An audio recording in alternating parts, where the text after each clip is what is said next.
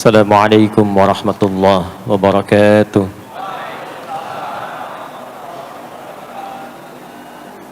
Alhamdulillahilladzi bihamdihi tatimmul barakat wa bifadlihi tatimmus salihat.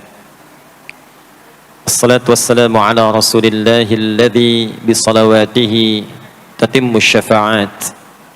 Wa salawatullahi wa salamuhu tammu alaihi wa ala ahlihi wa alihi wa dhurriyyatihi wa ashabihi wa ummatihi ila yaumil mi'ad. Amma ba'd.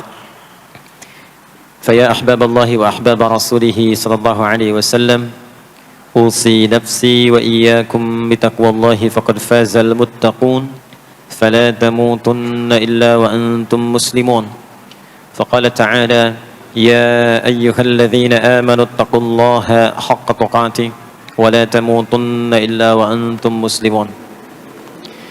Yang kami hormati para asatidzah, para ulama, keluarga besar di pengurus Masjid Raya Pondok Indah, baik di yayasan, di masjid, dan semua yang terlibat dalam kemakmuran masjid ini, semoga senantiasa diberkahi dan diberikan kemuliaan oleh Allah Subhanahu wa taala.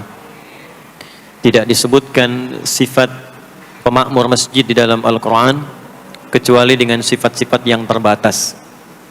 Karena ayatnya pun dibuka dengan adatul hasri, huruf pembatas. Ditemukan di Quran surah ke-9 At-Taubah di ayat yang ke-18. Innama ya'muru masajidallahi.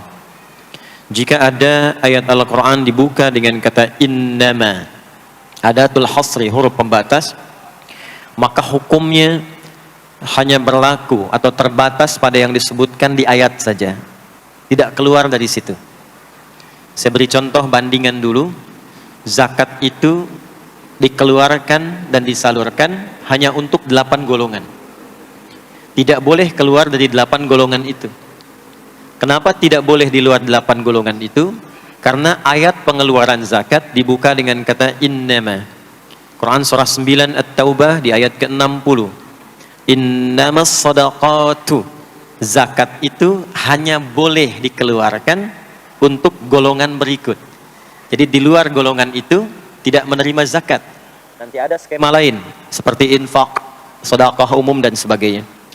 Ayat pemakmur masjid dibuka dengan kata innama, memberikan kesan bahwa tidak setiap orang memiliki satu kecenderungan, satu nikmat, satu keinginan untuk berkontribusi memakmurkan masjid. Di dalam bidang apapun, program atau tahapan apapun.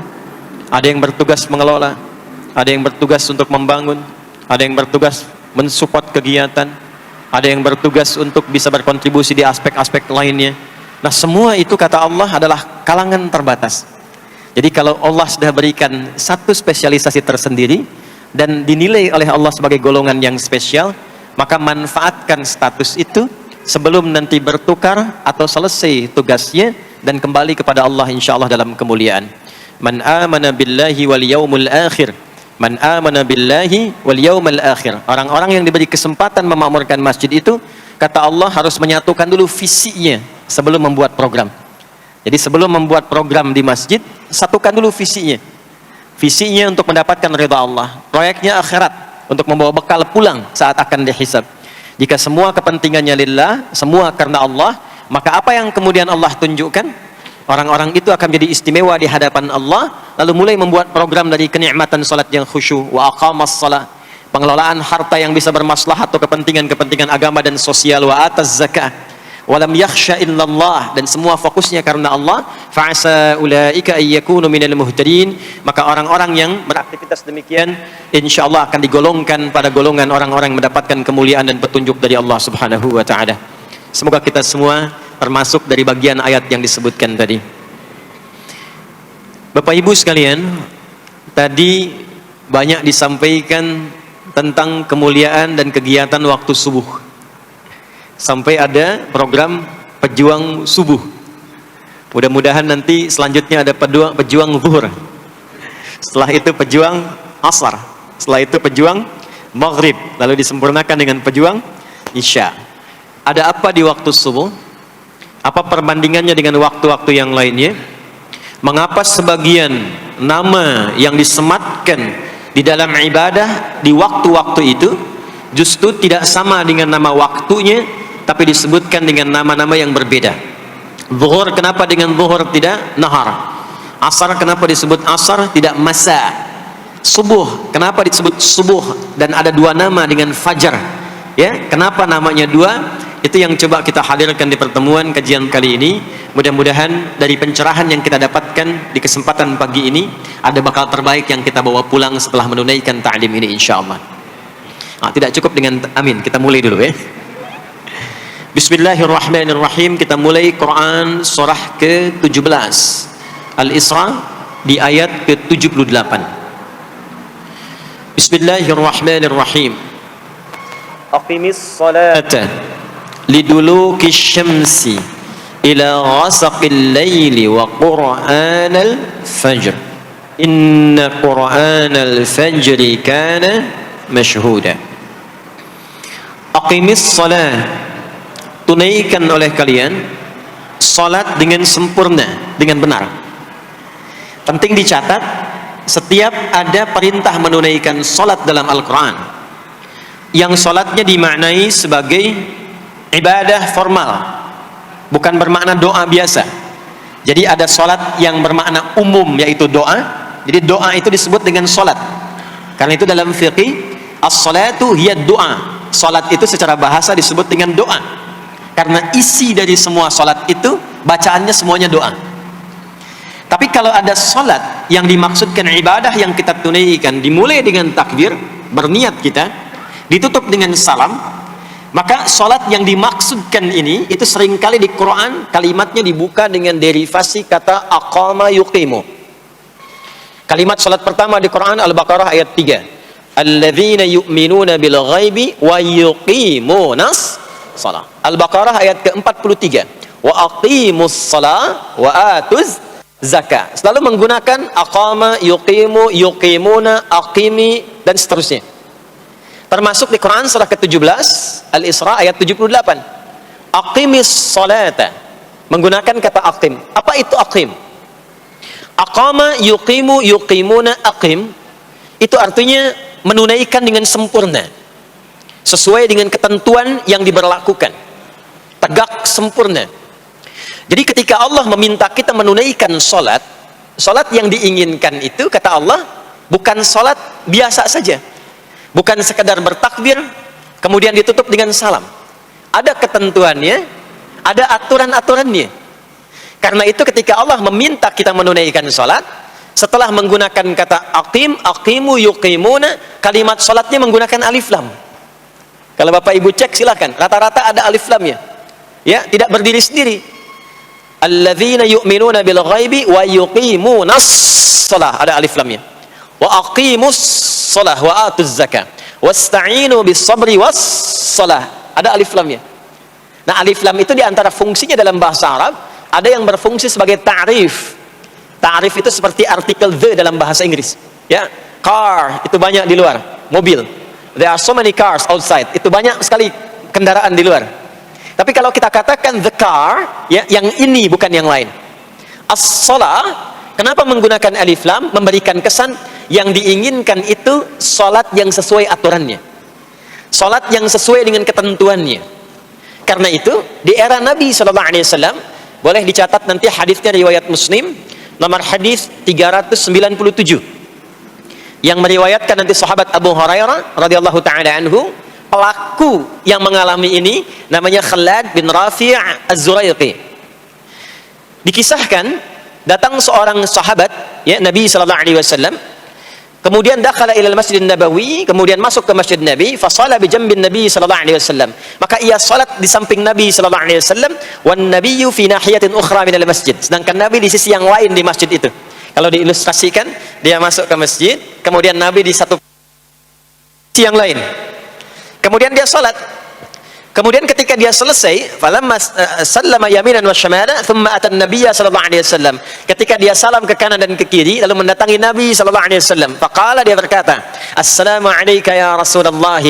Ya, assalamualaikum ya Rasulullah. Kata Nabi, waalaikumsalam warahmatullah, irji' salli fa innaka lam tusalli. Kata Nabi, waalaikumsalam warahmatullah, kamu salat lagi karena engkau belum salat. Padahal sudah salam. Fa'ada salatahu, kemudian dia mengulang salatnya, thumma atan nabiyya, dia datang lagi ke Nabi sallallahu alaihi wasallam. Dia berkata, assalamualaikum ya Rasulullah. Dijawab dengan jawaban yang sama. Kata Nabi, waalaikumsalam warahmatullah, irji' salli fa innaka lam tusalli. Kamu balik lagi salat karena engkau belum salat. Padahal sudah salam. Maka dia melakukan itu sampai 3 kali, sampai dia berkata, ya Rasulullah ma uhsinu ghairah. Ya Rasulullah, ini yang bisa saya kerjakan. Kalau ada yang kurang, alimni, mohon ajarkan saya bagaimana salat yang sesuai aturan yang benar itu. Maka diajarkanlah oleh Nabi bahkan sejak wudu. Idza qumta ila shalah. Kembali muncul kalimat tadi, aqama yuqimu. Kata Nabi, jika engkau salatnya ingin sempurna, fa asbighil wudu, maka mulai dengan wudu yang sempurna. Maka biasanya orang kelihatan dari wudunya. Orang yang baik salatnya itu mulai kelihatan dari sejak wudunya. Jadi kalau wudunya tidak sempurna, buru-buru, yang dibasuh tidak sempurna, itu pasti akan berdampak kepada salatnya. Setelah itu thumma istaqbilul qiblah, lalu menghadap ke arah kiblat, lalu diajarkanlah oleh Nabi tata cara salat mulai dari takbir sampai dengan selesai salam. Nah, salat seperti ini jika benar oleh kita diikuti. Jadi fokus baik-baik di sini, benar-benar diikuti oleh kita aturannya dari mulai wudu sampai dengan salam, maka Allah akan berkenan memberikan 5 kemuliaan yang dicurahkan pada seorang hamba saat di dunia. Jadi kalau pahala di akhirat, pahala sholat kita dapatnya di akhirat. Sekali menunaikan sholat dapat 10 poin. Itu ada di Quran surah ke-6 Al-An'am di ayat 160. Man jaa'a bil hasanati falahu asyru amthaliha. Siapa yang mengerjakan perbuatan hasanah, perbuatan baik yang punya nilai pahala, maka diberikan nilainya 10. Di dalam Al-Quran, sholat itu disebut dengan hasanah, perbuatan baik yang punya nilai pahala. Itu ada di Quran surah ke-11 Hud di ayat yang ke-114. Aqimis salata tarafain nahar wa zulafan minal lail innal hasanati yudhibnas sayyiat. Tunaikan salat di pembuka siang sampai akhirnya, sampai ketemu malam. Jadi dari subuh, zuhur, asar, maghrib sampai ke isya. Semua salat itu kata Allah disebut dengan hasanat. Innal hasanat. Hasanat jamak dari hasanah. Jadi salat disebut dengan hasanah. Kalau kita menunaikan salat di Al-An'am ayat ke-160, maka diberikan poin. Poinnya namanya ajrun. Ya, kita sebut dengan pahala. Pahala itu bahasa Qur'annya ajrun. Di Quran surah At-Tin, lahum ajrun ghairu mamnun. Begitu kita mengerjakan amal soleh, maka diberikan pahalanya. Perbuatan amal soleh jadi disebut dengan hasanah, pahalanya disebut dengan ajrun. 10 itu ngitungnya bukan begini, bukan 1, 2, 3, 4, itu terlalu sedikit. Di hadis Muslim, ukuran 1 keduanya 500 tahun, 2 ketiganya 500 tahun, 3 keempatnya 500 tahun. Jadi sekali kita menunaikan sholat 10 nilainya, setiap 10 itu 1 keduanya 500 tahun, 2 ketiganya 500 tahun. Kalau ditunaikan di masjid, ya, ditunaikan di masjid, nanti dapat lagi tambahan pahalanya.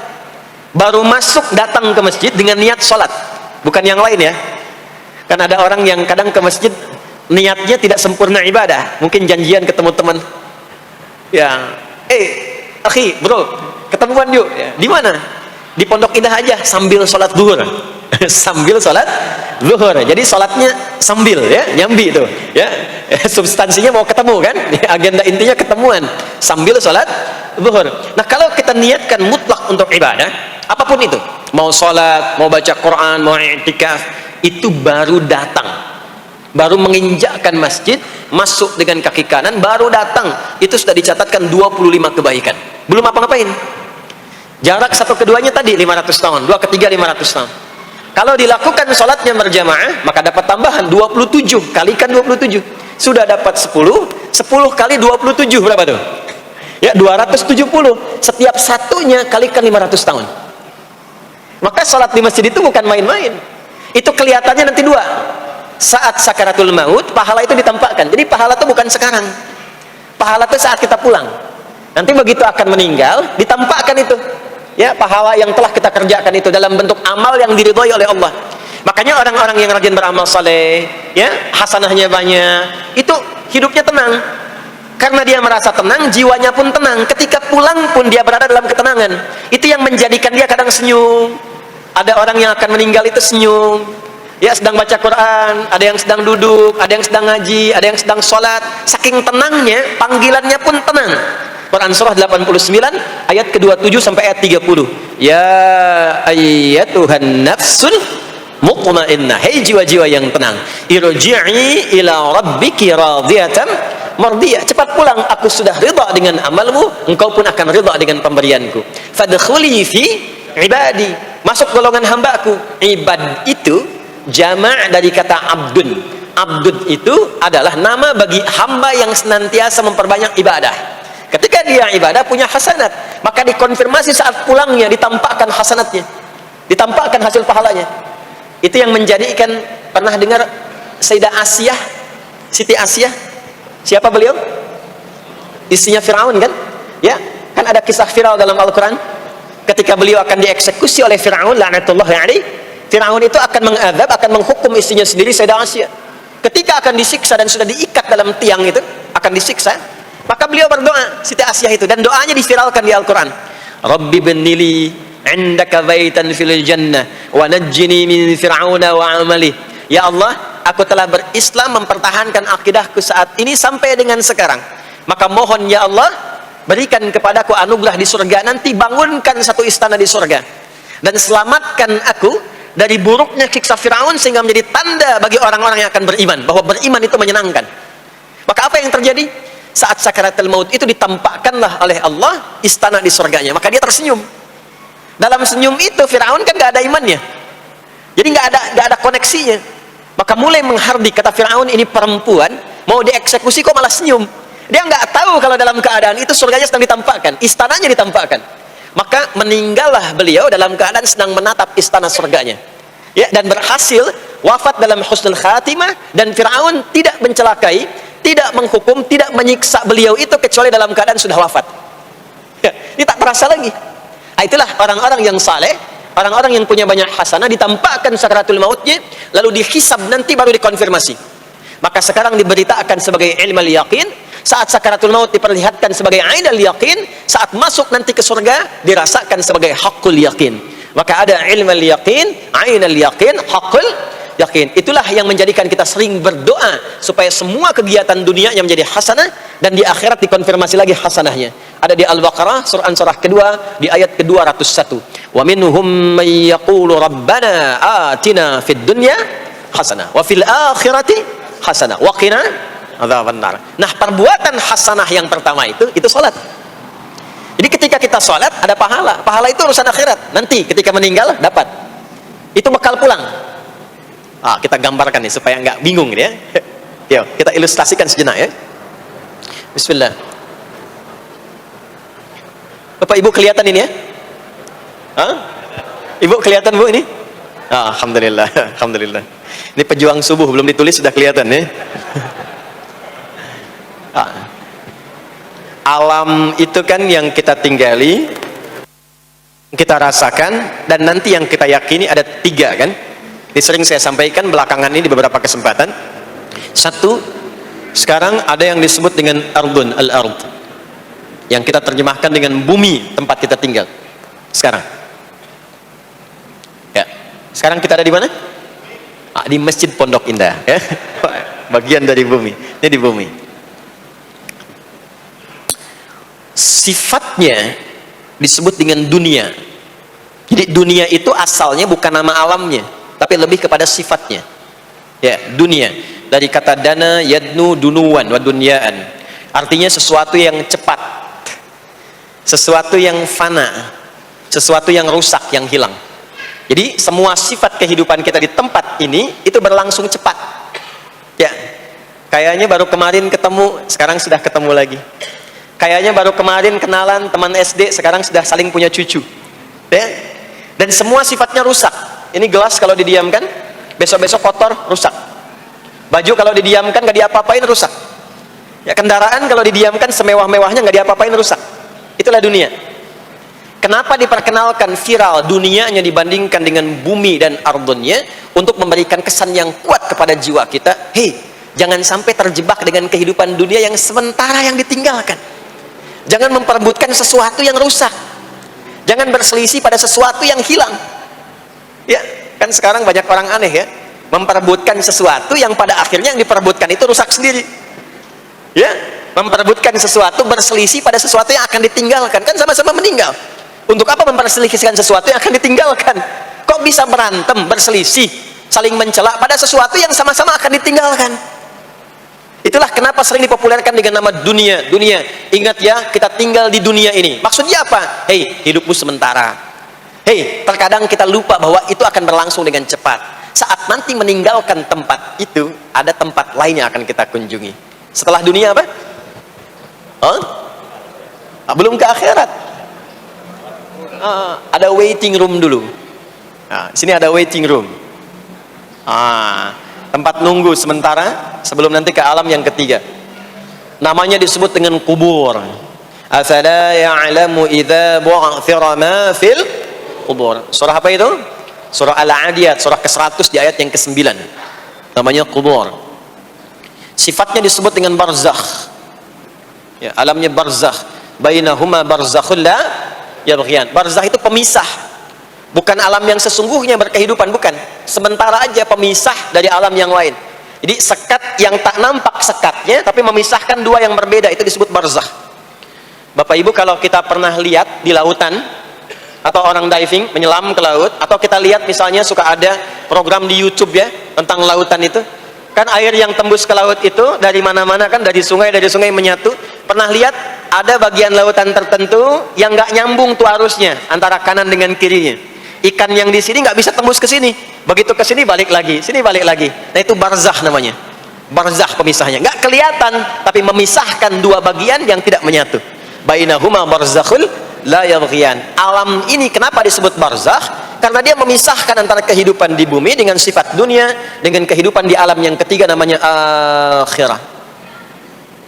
Akhirat. Kalau sudah ada taknya, ada akhir, ada akhirat. Kalau sudah ada taknya di ujung, itu artinya ujung sesuatu yang gak ada awal lagi setelah itu. Ya sudah berakhir di situ. Ya. Jadi kalau di sini meninggal, masuk ke sini. Di sini selesai, ke sini ke akhirat. Tapi kalau di akhirat ini ujungnya gak ada meninggal lagi. Ya, gak ada wafat lagi, gak ada meninggal lagi. Jadi nggak usah update status kalau di sini, statusnya akan abadi. Kalau di sini masih berpindah-pindah. Ya, mau status apapun dunia akan ditinggalkan. Begitu selesai pindah ke sini. Di sini mulai sama. Yang pejabat, yang pengusaha, pebisnis, ya, yang diplomat, yang macam-macam sampai ke sini mulai sama. Almarhum. Nanti bedanya dihisab, begitu sampai sini statusnya akan diraih sesuai dengan amalan yang ada di sini. Nah, mohon izin, mohon maaf, kalau di sini yang semua kita kerjakan, aktivitas kita disebut dengan amal, pekerjaan kita yang melahirkan bekal itu, ya, maka tuntutannya cuma satu, amal saleh. Pastikan semua amal perbuatan yang kita kerjakan soleh. Soleh itu artinya dipandang baik oleh Allah, singkatnya begitu. Kalau makan dengan cara yang soleh, yang Allah senangi. Minum yang soleh. Berpakaian yang soleh. Bekerja yang soleh. Maksudnya kalau Anda cari pekerjaan, cari yang dibenarkan oleh Allah. Jangan bekerja dengan korupsi, jangan bekerja dengan cara menyogok, jangan bekerja dengan mempopulerkan riba misalnya. Kalau makan yang saleh, jangan makan yang haram, jangan makan hasil dari pencurian. Itu namanya saleh.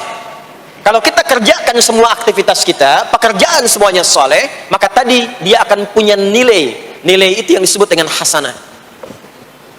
Ya. Hasanah ini punya poinnya yang disebut dengan ajrun, yang kita kenal dengan pahala, yang tadi saya terangkan. Nah ini hasanah, ajrun, hasanah ini yang ikut ke alam kubur nanti. Yang ininya tidak amalnya. Contoh, gampangnya begini, saya tunjukkan. Ini ada minuman. Ya. Minum itu kan aktivitas standar, amal standar untuk menghilangkan haus. Siapapun bisa minum. Mau yang beriman, mau yang belum beriman. Saya sering katakan belum beriman dengan harapan sama-sama beriman sebelum wafat. Yaitu adabnya. Maka bagaimana cara minum ini supaya menjadi soleh? Kata Nabi di hadis Al-Bukhari, perhatikan, idza quddimat ta'amu, kalau hidangan disajikan, mau makanan mau minuman, khudh bi yaminika ma yalik, ambil dengan tangan kananmu, thumma sammillah aw iqra bismillahirrahmanirrahim. Maka sebelum diminum ucapkan bismillahirrahmanirrahim. Maka kalimat bismillahirrahmanirrahim itu yang akan menjadikan aktivitas minum menjadi hasanah. Dituliskanlah pahalanya, namanya ajrun. Minumannya selesai, itu masalah dunia. Hausnya hilang, keluar jadi kotoran, itu minumannya. Jadi gelasnya nggak ikut ke alam kubur. Ya, minumannya nggak ikut. Yang ikut apanya? Ini hasanahnya. Jelas sampai sini? Karena itu, semua aktivitas yang kita kerjakan dalam berkehidupan itu pasti ada pedoman dalam Al-Quran dan hadis detailnya untuk membimbing semua aktivitas kita menjadi soleh. Pedoman itulah yang sering kita kenal dengan nama doa namanya.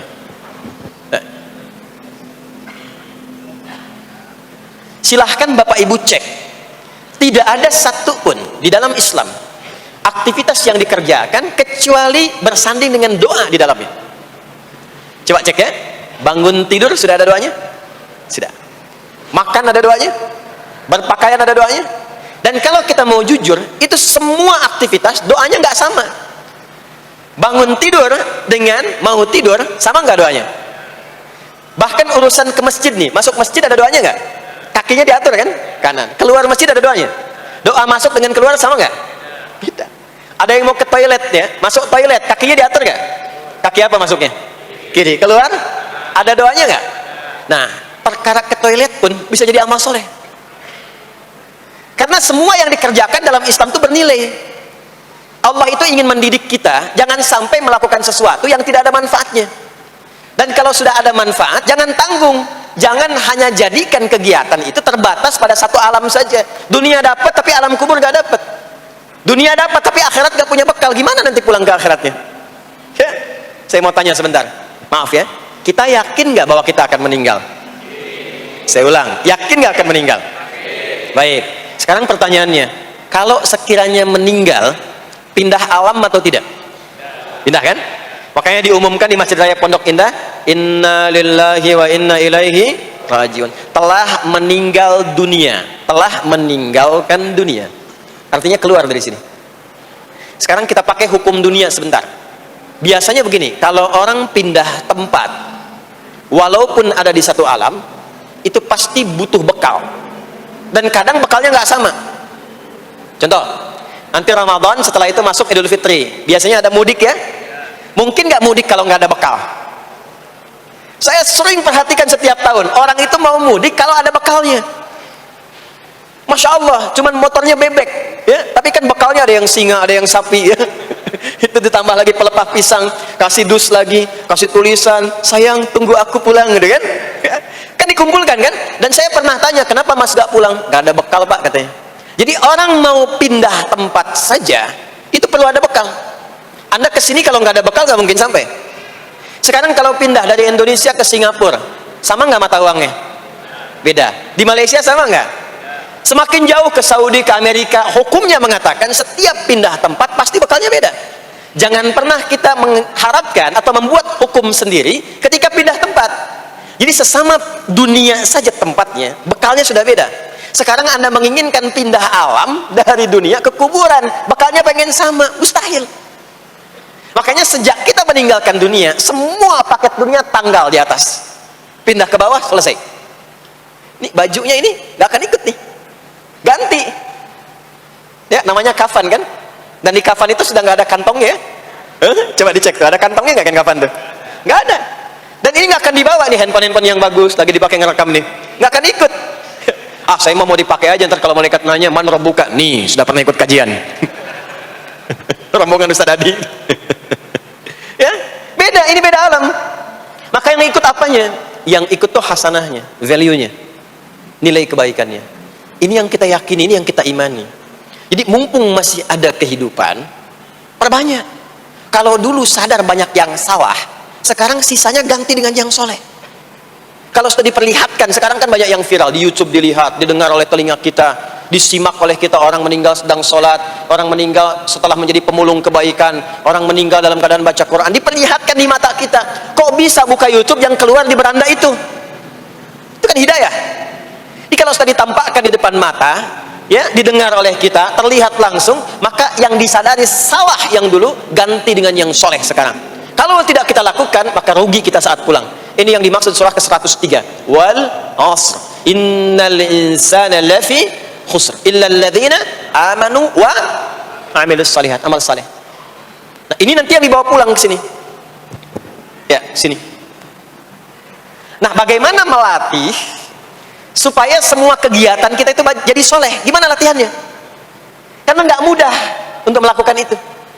Belum tentu bangun itu langsung soleh, itu belum tentu. Belum tentu kita makan itu mendapatkan sumber yang benar, dengan cara yang benar. Bagaimana melatihnya? Maka Allah berikan kepada kita waktu-waktu khusus untuk berlatih diri tersambung dengan Allah, yang dengan ketersambungan itu akan menjaga kita di semua keadaan, baik berdiri, jalan, duduk, kerja di kantor, tidur, rebahan. Sekarang banyak kaum rebahaners, ya, tiduran, itu dipastikan kalau tersambung dengan Allah, terkoreksi, semuanya soleh. Karena kalau ingat, ya, saya duduk ingat Allah, kalau ingat di pekerjaan ingat Allah, mustahil kita bisa menuliskan sesuatu yang Allah tidak sukai. Tambahin nolnya, ya, bikin paraf, tanda tangan pada proyek yang tidak benar, mustahil. Karena ketika sedang tanda tangan ingat Allah, ya. Nah, dalam bahasa Arab, sesuatu yang tersambung dengan kuat sehingga selalu menempel dan sulit terpisahkan, itu bahasa Arabnya disebut dengan silah. Dari wasala yasilu silah.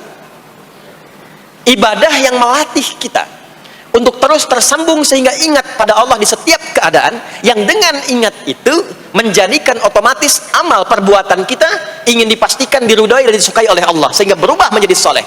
Ibadah yang melatih kita untuk mendapatkan itu disebut dengan sholat namanya. Sholat. Makanya sholat disebut sholat bukan hanya mengandung unsur doa, tapi latihan yang Allah berikan kepada kita untuk mengoneksikan diri kita sehingga dalam semua kegiatan kita ingat Allah. Itu yang dimaksud di Quran surah keempat An-Nisa di ayat ke-103. Ya. فَإِذَا قَضَيْتُمُ الصَّلَاةَ, maka jika anda telah tuntas mengerjakan sholat, fadhkurullah. Ciri orang yang berhasil sholatnya adalah dia mampu mengoneksikan dirinya dengan Allah. Makanya kalau sudah selesai sholat, kita sudah ingat Allah. Nah, kalau belum ingat Allah, diminta coba ingat lagi. Selesai sholat, jangan buru-buru meninggalkan tempat kita sholat. Ingat dulu, sambungkan dulu, sehingga saat keluar dari tempat kita sholat sudah ingat Allah. Bahasa Arabnya mengingat Allah itu disebut dengan zikir, zikrullah. Karena itu sholat disebut dengan zikir. Buka Quran surah ke-20 Toha ayat ke-14. Saya nggak akan keluar dari Quran hadis sehingga nggak bisa didebat. Nggak bisa didebat. Anda nggak bisa debat karena ini bukan pikiran, karena ini Quran dan hadis. Quran surah ke-20 Toha ayat ke-14. Innani anallahu la ilaha illa ana fa'budni wa aqimis salata lidzikri. Salat disebut dengan zikir. Zikir itu artinya ingat. Makanya tadi saya katakan di awal, salat itu melatih kita supaya ingat Allah. Karena itu ketika kita salam, assalamualaikum warahmatullahi wabarakatuh, assalamualaikum warahmatullahi wabarakatuh, belum ingat kita kepada Allah, maka diminta zikir pasca salat. Setelah salat ada zikir kan? Dan zikir pertamanya apa? Hadis Muslim, astaghfirullah, astaghfirullah, astaghfirullah. Itu yang paling singkat. Kalau mau agak panjang, astaghfirullahaladzim alladzi la ilaha illa huwal hayyul qayyum wa atubu ilaihi. Kenapa istighfar? Karena kita memohon ampun kepada Allah kalau dalam sholat tadi belum nyambung sama Allah. Karena ada orang yang saat sholat bukan ingat Allah, dia masih ingat dunia. Padahal dari sejak awal sholat sudah diminta buang urusan dunia ke belakang. Makanya kita bertakbir, itu ada kitabnya. Asrarus salah, nadharat fi ma'anis salah. Ketika anda mulai bertakbir, takbir begini, Allahu Akbar. Kenapa mengangkat tangan gini salah satunya? Di antara maknanya, buang urusan dunia ke belakang. Pasrahkan dirimu kepada Allah. Kalau sholatnya ingin khusyuk, jangan bawa urusan dunia ke dalam sholat. Buang. Yang menjadikan seseorang kurang khusyuk begitu takbir, dunia masih dibawa. Lisannya berucap Allahu Akbar, tapi pikirannya motor hu akbar, mobil hu akbar, ya kan? Status tuh belum diupdate hu akbar, ya, miss call belum dibalas hu akbar. Itu bermasalah, sehingga mudah dikerjai setan. Ada setan namanya khanzab di Sunan Abu Daud. Saat seseorang mulai bertakbir, kata Nabi, fayaqulu syaitanu, di situ setan mulai beraksi. Sebelum takbir kita dibikin fokus. Di Anda silahkan praktekkan. Kalau mau sholat rasanya fokus, tapi mulai bertakbir Allahu Akbar, setan mulai beraksi, kata Nabi, udhkur kata, ingat ini, ingat itu, hatta la yash'ural musalli kamra'atan yusalli, sampai ada orang sholat yang tidak sadar berapa rakaat sedang menunaikan sholatnya. Subuh berapa rakaat tadi? 2 diucapkan, tapi ketika dipraktekkan ada yang 3 ada yang 1, ya, ada yang begitu, ada tapi di hati saya gitu ya. Nah ini makanya setelah kita sholat, assalamualaikum, itu kita mencoba menyempurnakan dengan apa? Istighfar dulu kalau tadi ada yang belum tersambung. Setelah itu apa? Kita sambungkan Allahumma antas salam, subhanallah, alhamdulillah, Allahu akbar. Makanya dilatih 33 kali. Sekali belum nyambung, 2 kali. 2 kali belum nyambung, 3 kali. 3 kali belum ingat, 4 kali. Masa ya sih sampai 33 kali belum ingat juga?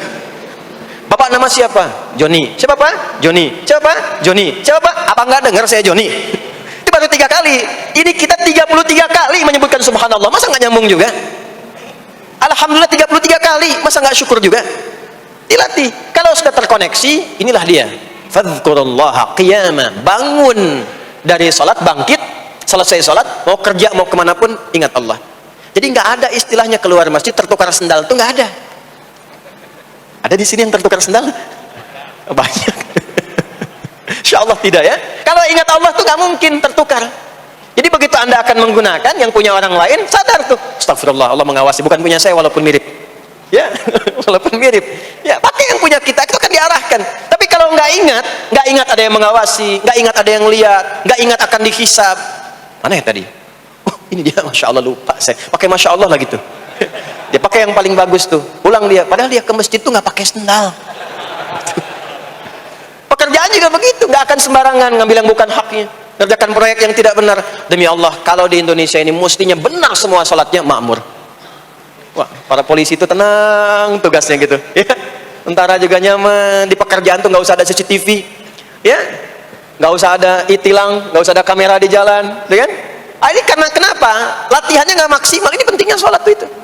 Jadi semua menjadi amal soleh. Semua jadi amal soleh. Begitu ingat Allah, maka berdiri ingat Allah, jalan ingat Allah, duduk ingat Allah, berbaring pun ingat Allah. Kalau sudah ingat Allah, pasti disebut nama Allah. Ini yang dimaksud hadis Nabi. Qala Rasulullah sallallahu alaihi wasallam, kullu amrin dhi balin la yubda'u fihi bi bismillahirrahmanirrahim fahuwa abtar. Setiap perbuatan yang baik yang dibenarkan oleh hati setiap hamba, lalu diikutkan bismillahirrahmanirrahim. Nggak mungkin orang nyebut bismillahirrahmanirrahim kalau nggak ingat Allah. Minum, bismillahirrahmanirrahim. Makan, bismillahirrahmanirrahim.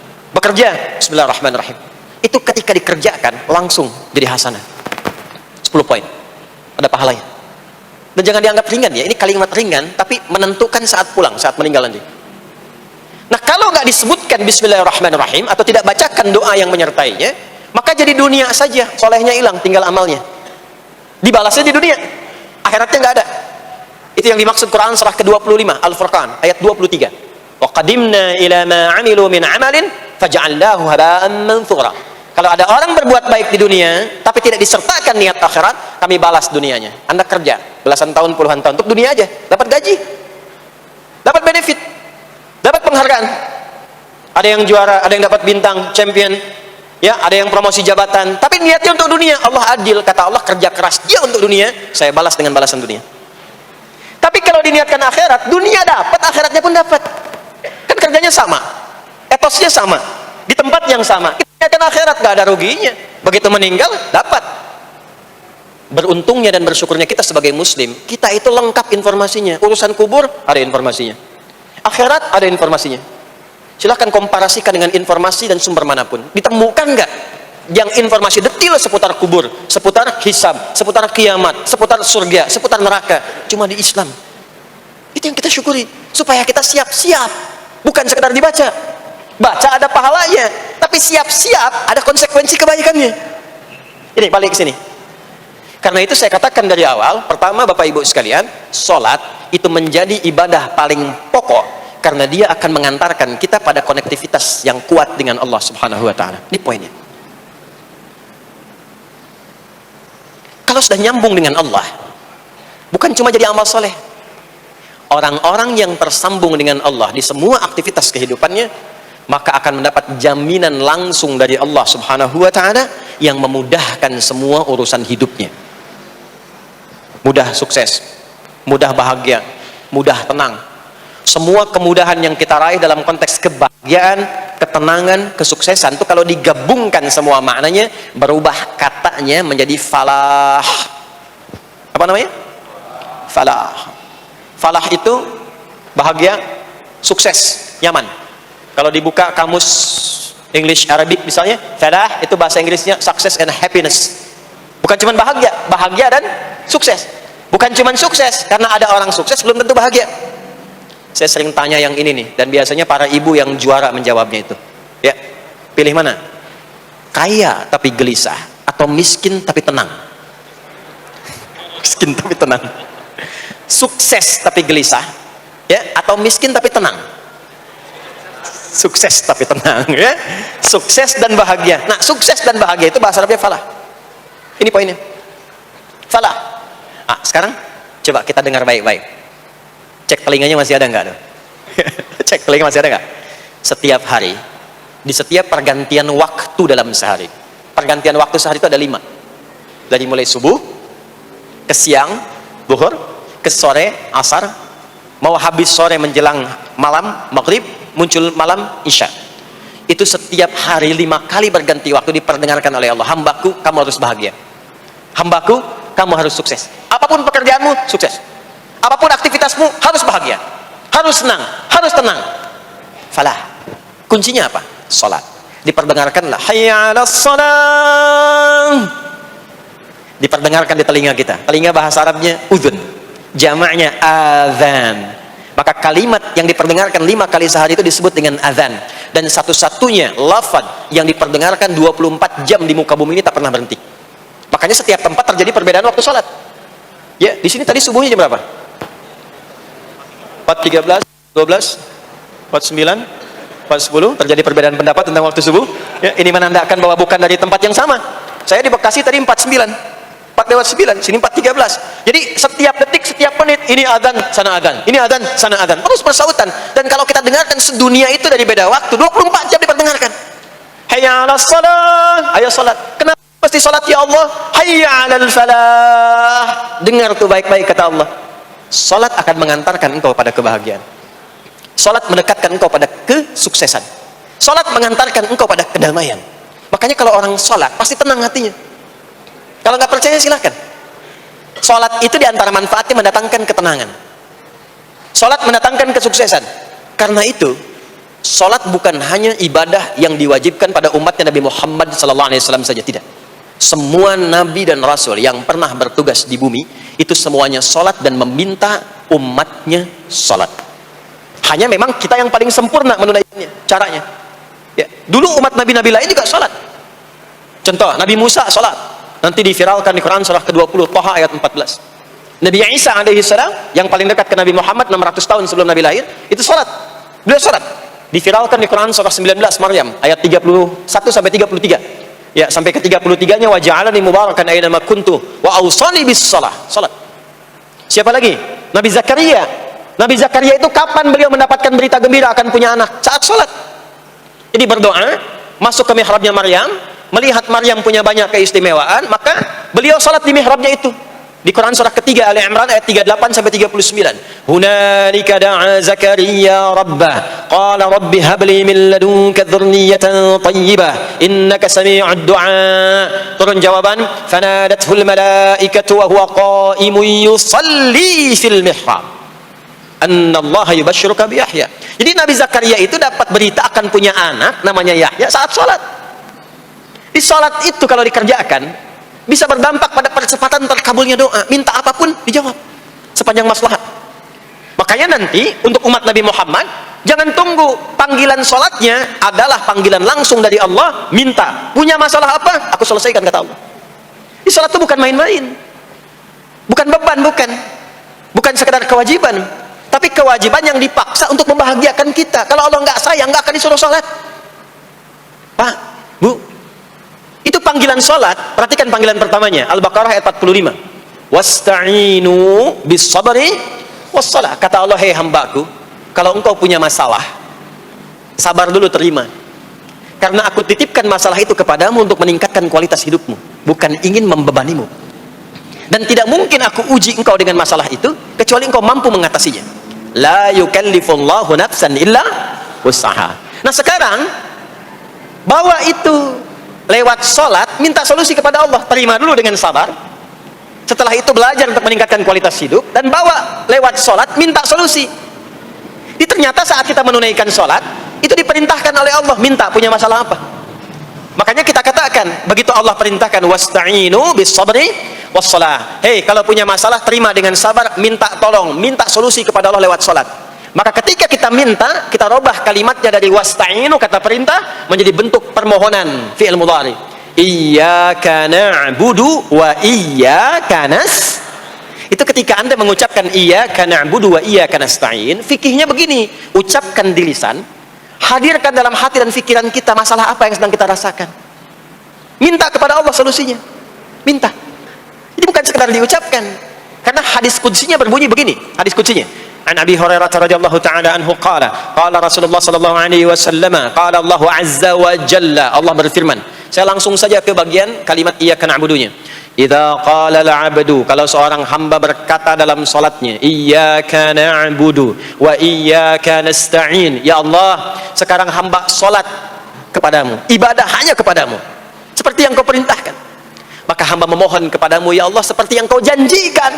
Wa iyyaka nasta'in. Lalu hadirkan dalam benak kita, ya Allah, engkau maha tahu sebelum hamba ungkapkan. Hamba punya persoalan ini. Mohon kepadamu, ya Allah, hilangkan semua masalah itu.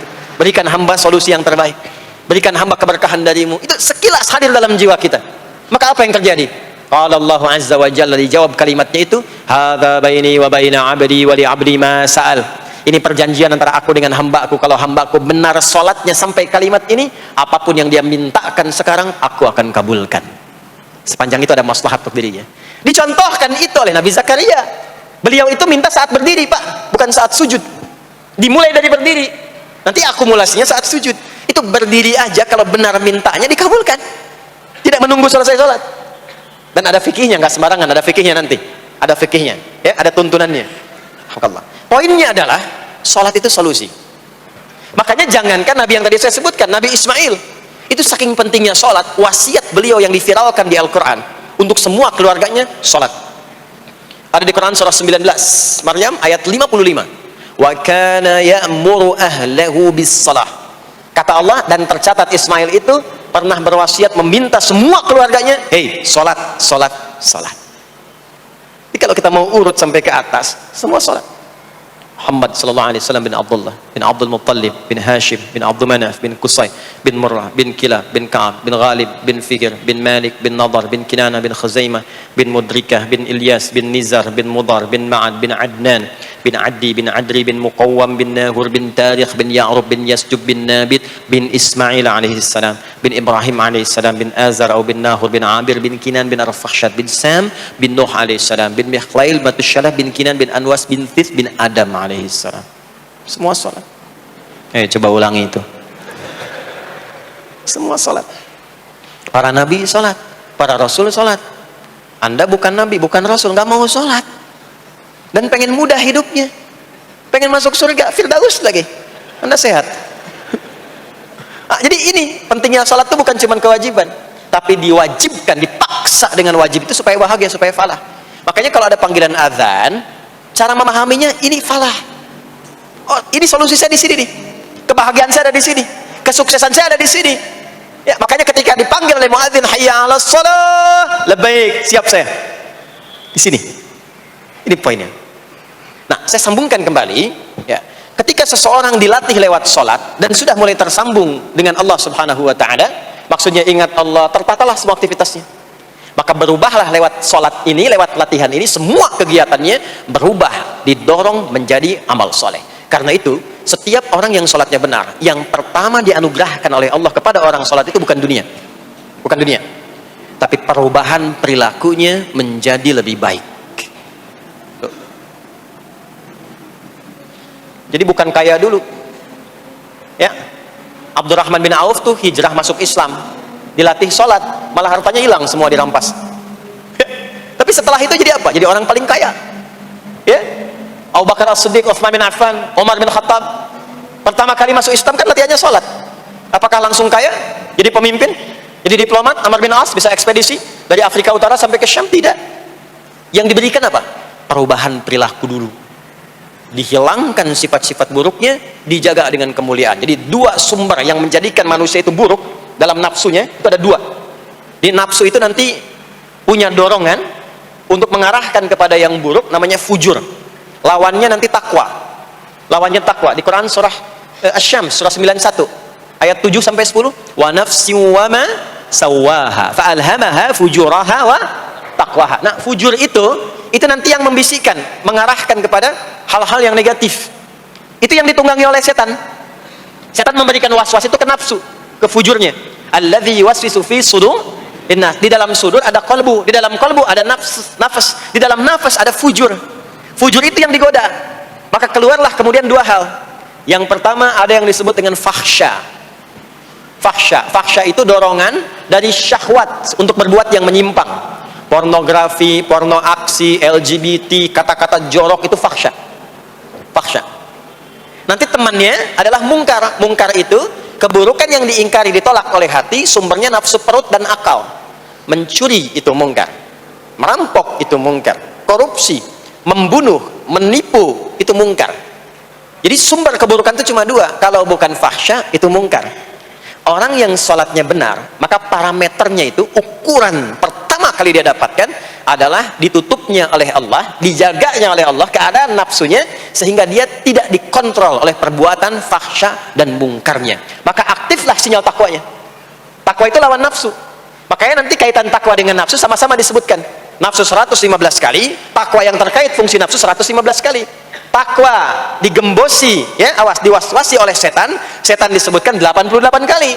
Takwa disupport oleh malaikat, malaikat di Quran disebutkan 88 kali. Ini bukan ilmu tak-atik, hitung sendiri aja kalau mau. Itu menarik tuh. Karena sama, kalau Anda mendengar suara adzan kan ada bisikan kan? Cepat, sudah adzan, siap-siap. Itu malaikat tuh. Tapi begitu selesai adzan, la ilaha illallah, tenang, baru adzan, belum qomat. Itu setan. Terus dua-duanya tuh ya memberikan bisikan, yang satu mensupport dan seterusnya. Yang paling menarik adalah kalau sholat kita benar, maka sinyal takwa aktif. Makanya amalan takwa pertama itu sholat. Setelah beriman, amalan takwa pertama sholat. Al-Baqarah ayat 2 dan 3. Dzalikal kitabu la raiba fi hudal lil muttaqin. Siapa muttaqin, orang takwa di situ? Ayat 3-nya, alladzina yu'minuna bil ghaibi wa yuqimunas sholat. Jadi kalau sholatnya aktif, takwanya aktif, sinyalnya aktif, sinyal itu yang akan menutup fahsya dan mungkar. Maka turunlah Quran surah ke-29 ayat ke-45. Utslu ma uhiya ilaika minal kitabi wa aqimis shalah. Kita hafal tengahnya, innas salata tanha 'anil fahsya'i wal munkar. Maka kalau orang sholat tidak akan berbuat fahsya, tidak ada lagi yang melambai laki-laki. Allah, enggak ada. Laki-laki yang laki-laki, perempuan-perempuan. Nggak ada lagi tontonan-tontonan pornografi. Yang jorok-jorok, yang kotor-kotor. Nggak ada lagi kata-kata kotor di lisan itu. Karena lisannya dilatih untuk mengucapkan yang baik-baik. Allah, sami Allahu liman hamidah, subhanallah, alhamdulillah, Allahu akbar. Makanya pasca sholat itu berubah. Maaf ya, Allah tidak memberikan kepada Nabi Muhammad SAW tongkatnya Nabi Musa, mukjizatnya Nabi Isa, apalagi Nabi Ibrahim dan selainnya.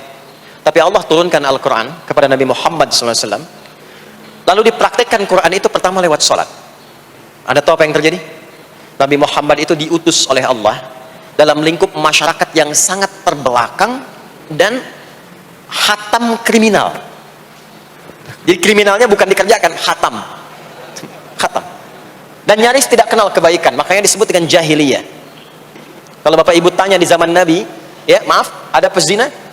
Bukan cuman ada, hatam, perfeksionis zinanya. Membunuh itu, ya, mabuk, ada orang mabuk kekinian di zaman jahiliyah, pemabuk amatir itu 5 kali sehari mabuknya.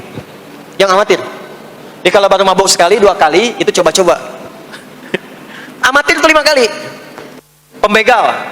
Ya, sekarang kita dengar berita ada begal ini itu. Ah, jahiliyah itu sekampung begal semua. Kampung Gifar. Tapi Allah menghendaki Rasulullah latih lewat salat. Apa yang terjadi? Berubah jahiliyah itu, berubah menjadi khairu ummah. Umat terbaik yang paling teladan, yang menginspirasi, yang pernah berkehidupan di bumi. Sampai persaksiannya dari Allah langsung turun Quran surah ketiga Ali Imran ayat 110. Kuntum khaira ummatin ukhrijat linnas. Jadi kalau ada orang dermawan, itu yang paling dermawan. Kalau ada orang sabar, itu yang paling sabar. Kalau ada pasar yang paling ideal, itu yang paling bagus. Berubah itu. Ya. Kenal Abu Dzar Al-Ghifari? Ayo kenal. Enggak. Abu Dzar Al-Ghifari itu nama aslinya Jundub bin Junadah. Di antara pemimpin begal di zamannya. Dari kota Ghifar. Ghifar itu kampung begal asalnya. Ya, alhamdulillah. Masuk Islam. Datang ke Mekah. Bertemu dengan Rasulullah. Begitu masuk Islam, kata Jundub bin Junadah, ya Rasulullah, ausini au kama qala, berikan saya nasihat. Kata Nabi, pulang sekarang. Kata beliau, enggak, saya mau umumkan keislaman saya depan Ka'bah. Kata Nabi, jangan lakukan. Sekarang orang masih belum tahu tentang Islam, nanti marah kamu dipukuli. Kata beliau, ya Rasulullah, saya ini membegal terang-terangan, masa bersyahadat sembunyi-sembunyi? Maka keluar ke depan Ka'bah, dia katakan, ya ma'asyara Quraisyin, hai semua orang Quraisy. Datang orang. Ushidu bi annahu la ilaha illallah wa anna Muhammadar Rasulullah. Aku bersaksi, syahadat la ilaha illallah Muhammadar Rasulullah. Kalian mau apa? Dipukulin sampai pingsan. Sampai ketika akan diteruskan, ada riwayat mengatakan datang Sayyidina Ali bin Abi Thalib, ada yang mengatakan Sayyidina Hamzah ya bin Abdul Muttalib radhiyallahu ta'ala anhum jami'an. Datang menyampaikan, jangan teruskan. Kalau ini meninggal, ini wafat, kita akan celaka karena kafilah kita akan lewat desa Ghifar. Kalau lewat Ghifar gak akan berhasil niaga kita katanya. Ya, karena akan dihabisi semua ini orang Ghifar. Maka dibiarkan pergi, pulang. Tahu apa yang terjadi? Begitu Nabi hijrah ke Madinah, dikagetkan dengan suara kaki yang berdecak kencang, bang, bung, bang, bung, bang, bung. Ternyata ada berita gembira, sekampung begal Ghifar itu masuk Islam semuanya, berubah jadi baik. Untuk menginspirasi generasi kemudian, maka dipopulerkanlah oleh beliau kunyahnya dengan nama daerahnya. Sayalah Abu Dzar Al-Ghifari. Al-Ghifari itu maksudnya apa? Dulu saya ini berasal dari Ghifar, kampung saya kampung begal. Cuma karena saya masuk Islam, diajarin sholat, diajarin baik, sekampung baik semua. Ya. Makanya orang-orang Arab setelah itu, bahkan non-Arab, kalau datang memperkenalkan daerahnya. Imam Al-Bukhari, itu nama aslinya bukan Al-Bukhari. Nama aslinya Muhammad. Punya bapak namanya Ismail, punya kakek namanya Ibrahim, kakek buyutnya Al-Bughirah, yang buyutnya Al-Bardizbah. Tinggal di kecamatan Ju'fah, Kabupaten Bukhara, Provinsi Khorasan, sekarang negaranya Uzbekistan. Karena berasal dari Bukhara, datanglah beliau kemudian ke Arab, sekarang ke Jazirah, ke Mekah, ke Madinah, memperkenalkan, saya bukan orang Arab, saya dari Bukhara. Rumusnya tambah alif lam di depannya, ujungnya tutup dengan i. Al-Bukhari, saya dari Bukhara. Diperkenalkan, maksudnya apa? Islam sudah masuk ke tempat saya, orang-orangnya sudah baik, orangorangnya sudah khusyuk. Itu memperkenalkan. Orang tua kita, Syekh Yasin dari Padang, maka diperkenalkan Syekh Yasin Al-Padangi. Syekh Ahmad Khatib dari Minangkabau, Syekh Ahmad Khatib Al-Minangkabawi. Syekh Abdul Somad dari Palembang, Syekh Abdul Somad Al-Palembangi. Syekh Nawawi dari Banten, Syekh Nawawi Al-Bantani. Ya, nanti ada Pak Ghafur dari Pondok Indah, ya Masjid Raya Pondok Indah. Datang ke Mekah umrah haji, ana Ghafur Al-Masjid Raya Al-Pondok Indahi. Gitu. Itulah salat. Salat. Jadi salat itu merubah keadaan kita lebih baik. Itulah sebabnya kenapa 5 waktu. Karena Allah inginkan di setiap waktu kita jadi orang baik. Di setiap waktu kita bahagia. Setiap waktu selesai persoalan. Datang masalah subuh, ya antara subuh ke zuhur kan ada masalah tuh. Gak mungkin ada orang dari subuh ke zuhur gak punya masalah tuh, gak mungkin. Tuh wajahnya udah kelihatan tuh. Ya, makanya kita datang, ya menghadap kepada Allah, minta diselesaikan, minta diberikan taufik, sujud kita. Diberikanlah solusi. Zuhur ke asar ada masalah, datang saat asar. Asar ke maghrib punya masalah, datang. Makanya semua ulama dulu seperti itu. Al-Bukhari itu menuliskan kitab sahihnya itu 16 tahun. Setiap satu hadis akan ditulis, sholat dulu. Sholat dulu. Begitu tenang, nyaman, baru tuliskan. 16 tahun. Itulah sholat.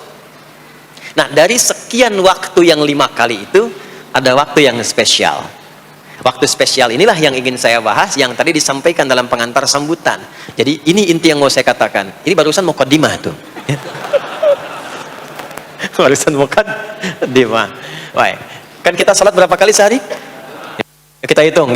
Satu, subuh. Kedua, zuhur. Tiga, keempat, yang kelima, isya. Berapa jumlah rakaatnya?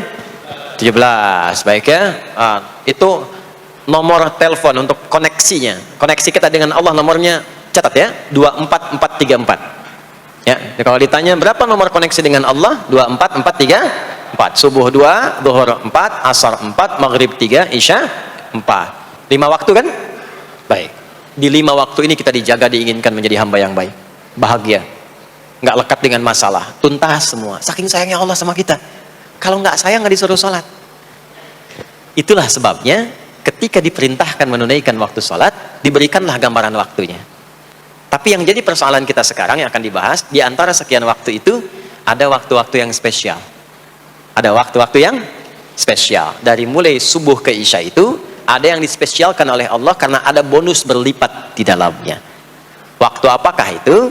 Mari kita bacakan dulu mulai dengan Quran surah kedua ayat 238.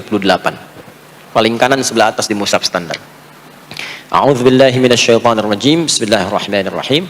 Mohon izin saya agak lambatkan sedikit ritmenya karena ini inti yang mau kita bahas. Tadi muqaddimah makanya saya percepat ya.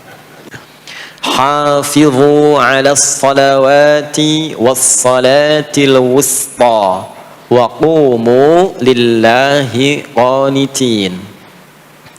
Hafizu. Kalau Bapak Ibu lihat mushaf terjemah, diterjemahkannya dengan jagalah. Jagalah itu ihfadhu, hafidha yahfadh. Tapi kalau ada alif setelah hafidhu, itu berarti fi'il madhinya, past tense-nya, akar kata kerjanya hafadha, yuhafidhu. Alifnya mufa'alah, bermakna saling. Jadi mengartikannya begini, hafidhu 'alas salawati. Hei, hendaklah kalian saling menjaga waktu salat. Kalau saling itu sendirian atau banyakan? Banyakan. Jadi kalau bapak di rumah ada 5 orang, bapak, ibu, dan 3 orang anak, maka jangan sholat sendirian pak. Ingatkan anaknya, ingatkan istrinya. Istri bangun duluan, ingatkan suaminya. Makanya waktu sholat itu, maaf, jangan cuma disandarkan pada azan yang kita dengar di masjid, harus hafal. Bahkan nanti gini, di Quran surah keempat ayat 103 itu, di ujung ayatnya, itu ada penanda ciri standar orang beriman. Maaf. Kita tanya dulu nih. Kita beriman tidak hari ini? Halo, beriman? Hati-hati ya, karena kata Nabi ada yang subuh beriman, sorenya sudah kufur tuh. Ya, yusbihu mu'mina wa yumsi kafira. Hati-hati ya. Yuk, apa ciri orang beriman tuh? Iman itu konfirmasinya bisa didapatkan satu melalui suara adzan.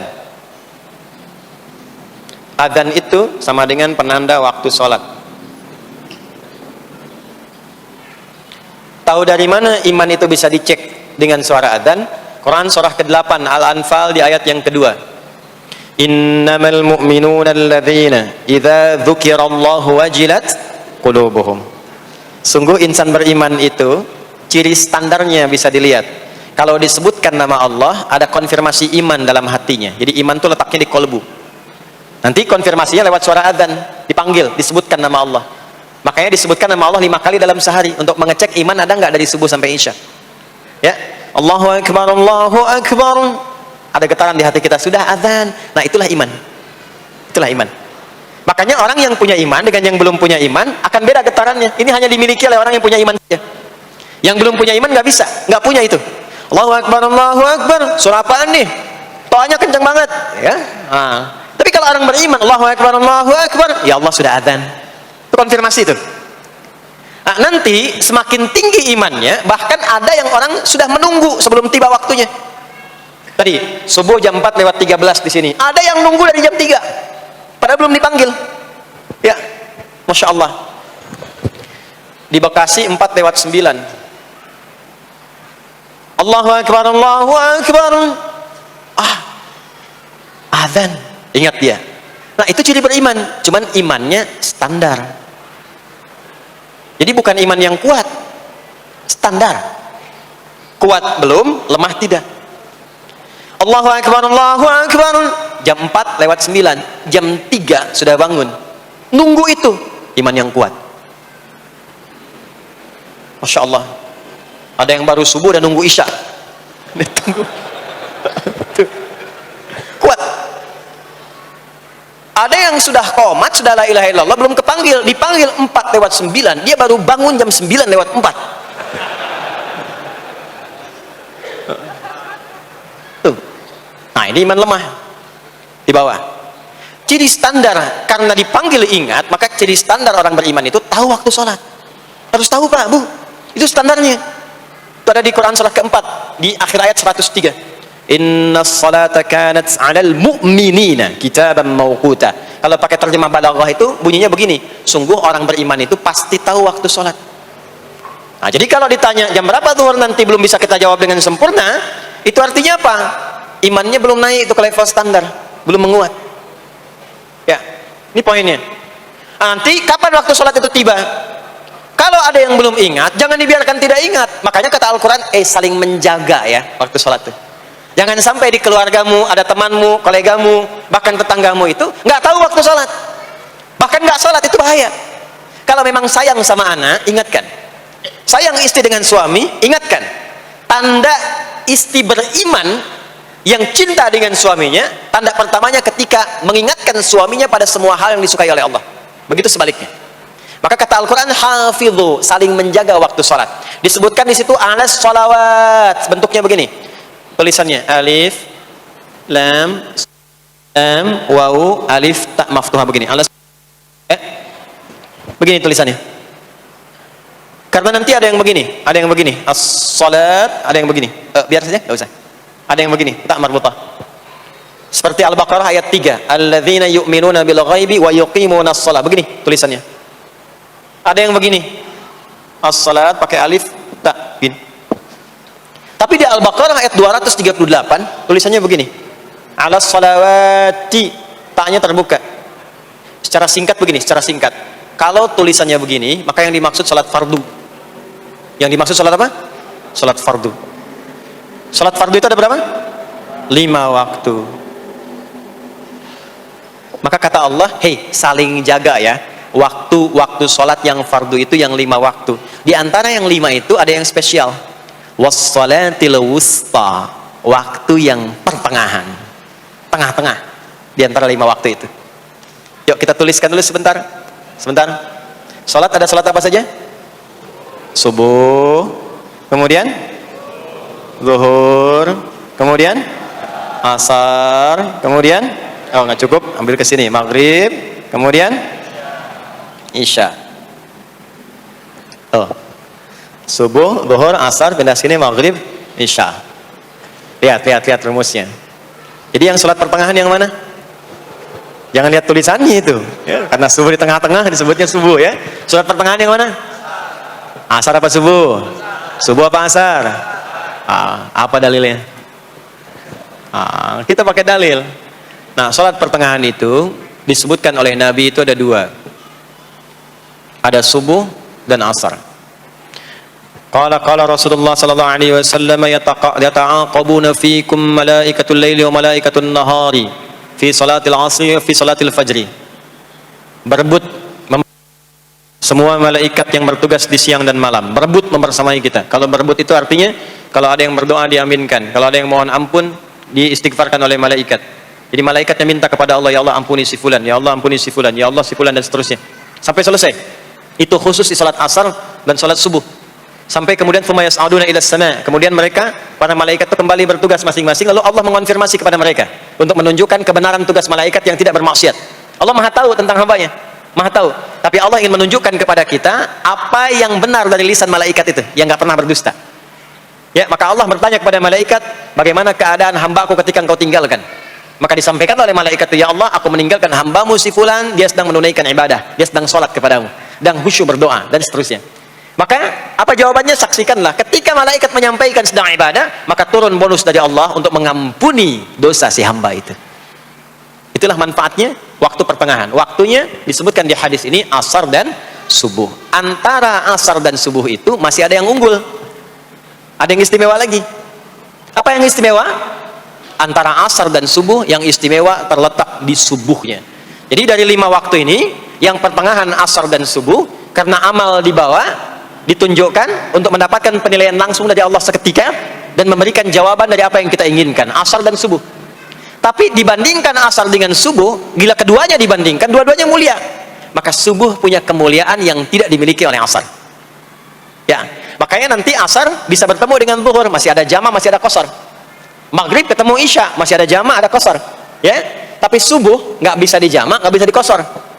Ya, makanya subuh letaknya jauh, ke isya jauh, ke zuhur jauh. Ya, saya mau jamaah, ya jama antara isya dengan subuh biar nanti bangunnya sekalian gitu, nggak bisa. Ya, maghrib masih bisa dijama dengan isya, isya dikosor dari 4 jadi 2. Maghrib nggak bisa dikosor karena 3 nggak mungkin jadi 1,5. Ya, zuhur udah 2, masa mau dikurangin lagi? Subuh udah 2, nggak mungkin dikurangi lagi. Maka dari itu subuh menyendiri-sendiri. Nah, ada apa kemuliaan di subuh itu? Maka turunlah Quran surah ke-17 ayat 78 yang tadi saya bacakan di awal. Aqimis salata liduluki syamsi ila ghasaqil lail. Sampai sini zuhur sampai isya. Duluki syamsi, tergelincir matahari, itu zuhur. Sampai ghasaqil lail, tiba malam, itu isya. Lalu ditutup ujungnya wa qur'anal fajr. Khusus untuk subuh itu ditambahkan selain sholat ada bahasa Quran di Quran sendiri. Khusus untuk subuh redaksinya ditambahkan dengan Quran. Apa itu Quran? Halo, apa itu Quran? Kalau tidak tahu cepat katakan wallahu a'lam. Apa itu Quran? Wallahu a'lam. Ada Quran, ada Al-Quran. Ada Quran, ada Al-Quran. Kalau yang disebut Al-Quran itu mutlak firman Allah. Dari mulai Al-Fatihah sampai An-Nas. Ini yang terdapat di dalam mushaf ini, di 2 jilid ini. Ya, itu Al-Quran. Kalau disebutkan Quran tanpa alif lam, maka yang dimaksudkan bacaan secara umum. Apakah itu Al-Quran, doa, istighfar, semua bacaan itu Quran. Kemuliaan sholat subuh itu dimulai sejak waktu fajar, matahari mulai keluar sinarnya untuk membelah gelapnya malam, itu sinarnya disebut dengan fajar. Nanti subuhnya saya terangkan di akhir. Sinarnya membelah kegelapan malam, fajar shadiq. Maka pada saat itu bukan hanya sholatnya yang punya keistimewaan seperti sholat asar tadi, tapi semua bacaannya langsung dijawab seketika oleh Allah Subhanahu wa taala. Dipersaksikan oleh seluruh malaikat dan dijawab langsung oleh Allah Subhanahu wa taala. Jadi kalau Anda berdoa, maaf, doanya lebih cepat terkabul kalau dipanjatkan dengan cara yang benar dan khusyuk. Kalau Anda istighfar, langsung dijawab. Kalau kita baca Quran, pahala langsung dituliskan berlipat. Itulah kemuliaan waktu fajar. Jadi Allah sendiri yang menyampaikan, bukan cuma sholat yang penting, semua bacaannya itu langsung didengar, langsung direspon, langsung dipersaksikan. Karena itu ada anjuran bahkan dari Al-Quran, dan ini dikerjakan oleh semua sahabat, saking pentingnya sholat subuh itu, waktu fajar itu, bahkan mereka bangun dan menunggu sebelum tiba fajar. Maka disitulah muncul kemudian tahajud. Maka muncullah kemudian istighfar sebelum waktu subuh. Ya, ada amalan, ini saya mau kasih rahasia ya. Tapi tolong jaga, ini antara kita saja di sini. Ya, rahasia. Ada waktu sebelum subuh. Cuman 15 sampai 20 menit kurang lebih. Ingat ya, kalau dikonversi sekitar 15 sampai 20 menit waktunya. Namanya waktu sahar. Sahar, jamaknya ashar. Jamak itu karena setiap hari oleh Allah dikasih itu. Sahar, jamaknya ashar. Rahasianya di mana? Bapak Ibu, ini waktu yang paling cepat untuk terkabulnya doa. Anda mau minta apa saja, hadisnya qudsi. Ibadi, kata Allah, hambaku, siapapun yang bermohon sekarang aku kabulkan, yang minta aku berikan. Wa man istaghfara li ghafartu lah. Siapa yang minta ampunan, istighfar, aku ampuni dia sekarang juga. Baik, Bapak Ibu, begini saya tanya nih, kalau ditawarkan minta apa saja diberi, ya, Terus minta ampun juga diampuni. Pilih mana? Minta apa saja diberi, mau minta apa saja, atau mau minta ampun dan istighfar? Pilih mana? Jujur aja, kalau ada proyek nilainya 100 miliar, ya, ada utang 1 miliar belum ditutup, terus belum minta apa saja diberikan. Pilih mana? Minta 100 miliar, potensi dikabulkan, atau minta diampuni dosa? Pilih mana? Pilih salah satu, nggak usah dua-duanya. Oh, ada tawaran dikasih 100 miliar atau diampuni dosa, pilih mana? Ampuni dosa. Pelan banget ya. Kata ibu kalau bisa dua-duanya gitu. Coba, kalau ada rumus begini, Anda disuruh memilih apakah dunia dan seisinya atau memilih ampunan Allah, maka pilih ampunan Allah. Karena nanti ada rahasia yang kedua. Banyak rahasia ini. Ada rahasia istighfar. Istighfar itu kalau sudah menyatu dengan jiwa kita, sudah terbiasa maksudnya. Biasa istighfar, dan jadi karakter, jadi kebiasaan. Bukan hanya pasca sholat, di mobil istighfar, di kantor masuk istighfar, sudah kebawa, udah refleks itu. Faidah keutamaan untuk orang yang rajin istighfar itu ada dua. Satu, diampuni dosanya oleh Allah, yang cirinya nanti akan dijaga dari maksiat. Ya, bukan maksum, karena maksum itu untuk para nabi. Untuk para nabi dan rasul. Manusia nggak ada yang maksum selain nabi dan rasul. Maksudnya apa? Diberikan petunjuk oleh Allah untuk menjaga diri. Sehingga ketika dosanya diampuni, dia nggak berbuat dosa itu lagi. Mata biasa melihat yang tidak baik. Tobat, diampuni dosa mata itu, cirinya adalah mata nggak senang lihat yang nggak baik lagi. Itu dosa mata diampuni, ciri tobat diterima. Maka istighfar itu menggugurkan dosa-dosa dan menjaga kita dari perbuatan salah. Yang kedua, orang yang sudah terbiasa beristighfar, itu doa cepat dikabulkan bahkan sebelum ia memintanya dan memohonkannya. Di sebelum melafazkannya itu bisa terjadi Allah sudah mengabulkannya. Itulah kemuliaan istighfar. Nah, orang-orang yang istighfar menunggu waktu datangnya fajar itu mendapatkan kemuliaan langsung dari Allah, sampai dikatakan di Al-Quran, disebutkan sebagai orang-orang yang akan menghuni taman surga yang sekarang sedang beraktivitas di dunia. Itu ada di Quran surah ke-51 ayat 15 sampai 18, yang istighfarnya di ayat 18. Ya, jaminan surganya ayat 15, 16, 17-nya tentang tahajud. Innal muttaqina fi jannatin wa 'uyun akhidhina ma atahum rabbuhum innahum kanu qabla dhalika muhsinin. 17-nya kanu qalilan minal laili ma yahja'un, bahkan nunggu waktu sahar, nunggu subuh, tahajud dulu. Kemudian 18-nya wabil ashari hum yastaghfirun. Istighfar. Sampailah tiba dia waktu fajar subuh. Ya. Itu selesai dia istighfar, dapat kesempatan subuh, salat dulu 2 rakaat. Itu saking tingginya waktu itu, nilainya kata Nabi melebihi dunia dan seisinya. Melebihi dunia dan seisinya. Masya Allah. Makanya muncul kemudian sabda Nabi, raka'atul fajri khairum minad dunya wa ma fiha. 2 rakaat subuh ini daripada dunia dan seisinya. Itu asalnya di sini. Nah, jadi memang subuh itu masih diperjuangkan. Dan subuh itu generatornya, kalau subuh sudah bisa konsisten, yang lainnya ikut. Subuh itu kalau sudah konsisten, subuh ke masjid, jamaah, subuh jamaah, bangun tahajud, istiqamah, istighfar. Itu kalau subuhnya sudah bagus, yang lainnya ikut. Ya. Makanya ada kaum yang sekarang sangat khawatir jumlah orang Islam kalau sholat subuh itu seperti sholat Jumat. Sangat takut itu. Ya, ada ini viral kisahnya, viral. Saya nggak ceritakan pun Anda bisa dengar. Ya, jadi ada golongan orang Yahudi yang selalu mengamati jamaah sholat subuh umat Islam, dan dia melihat, ya, ketika mulai ramai, dia mulai katakan, kenapa Anda selalu mengamati itu? Ya, sebab kami lihat kalau jumlah jamaah subuhnya sudah seperti sholat Jumat, itulah kemakmuran, kebangkitan dan kebaikan umat Islam akan tumbuh kembali. Jadi akan berpengaruh kepada yang lainnya. Itulah mudah-mudahan kegiatan perjuangan subuh, ya, ada pejuang subuh baik di Masjid Raya Pondok Indah, di masjid-masjid yang lainnya, memberikan keberkahan kepada kita, dan puncaknya adalah perubahan pada perilaku. Jadi kalau cuma berjuang datang subuh tapi tidak merubah perilaku, ada yang salah dengan itu semua. Ada yang tidak tepat, ada yang belum sempurna. Itu yang bisa kita sampaikan sebagai kajian pembuka kita di kesempatan kali ini. Mudah-mudahan ada manfaat yang bisa kita dapatkan. Kesimpulannya adalah, salat adalah inti amalan kita yang bisa merubah alur kehidupan kita dunia dan akhirat. Salat kunci kebahagiaan, salat kunci kesuksesan, salat kunci datangnya rahmat Allah Subhanahu wa taala.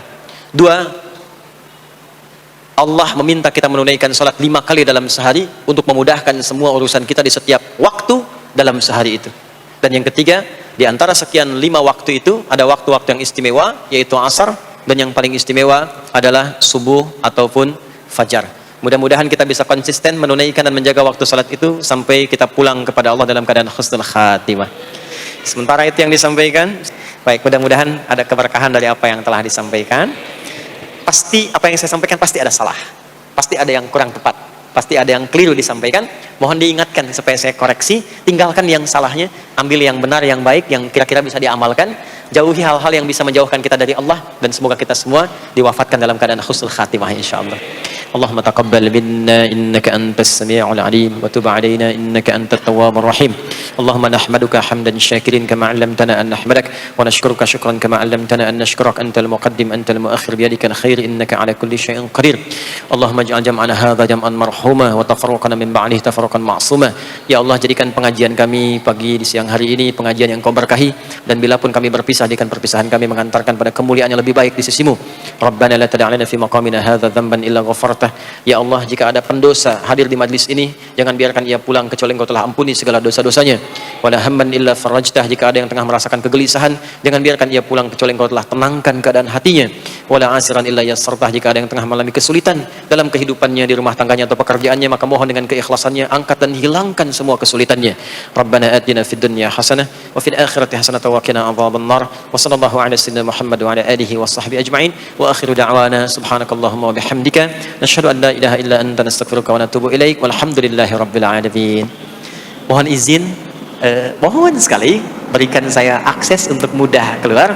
Saya mencintai Anda semua, barangkali tanpa harus bersalaman pun saya mendoakan Anda semuanya, karena memang ada waktu yang harus saya kejar.